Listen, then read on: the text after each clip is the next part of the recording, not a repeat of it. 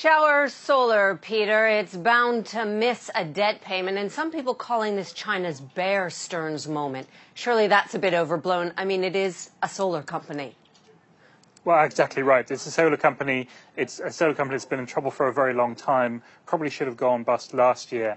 And the fact that they're going to miss this interest payment, in some sense, is welcome because China's bond market really hasn't had any of these kind of defaults in recent history. So the fact that a bond defaults is actually welcome. However, two things I think are worth saying about this. First of all, there will be a broader fallout in terms of the rest of the market. Most crucially, other companies will have to pay more for their debt. So we shouldn't underestimate the consequences of this. But you're right.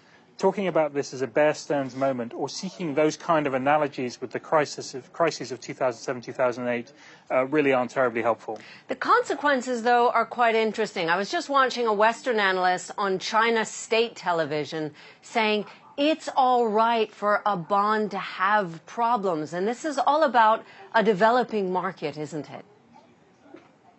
Yeah, I mean, clearly there will be fallout. I mean, first of all, some investors won't get their money, which will have an effect.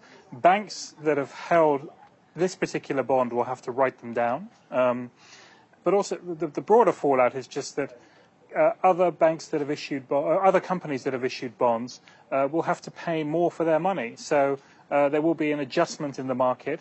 Risk will be priced more accurately, and in the long term, that's a good thing. But in the short term, it does mean that other companies are going to pay more for their money, and that increases the chances that other companies will also default. How much risk do you think we'll see being added into the market now?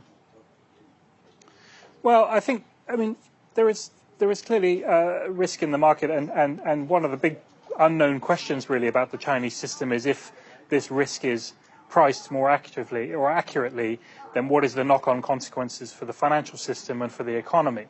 But I think before people start drawing the sort of the big Bear Stearns or Lehman analogies that you talk about, you've got to bear in mind this is still essentially a closed system. The dependence on external funding is very small.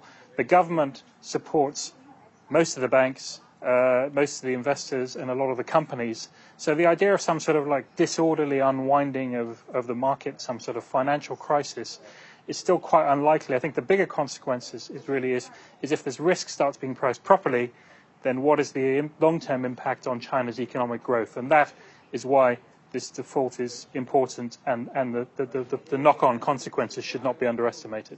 Shower Solar, don't underestimate the consequences for China's debt market, but let's not call it a Bear Stearns moment.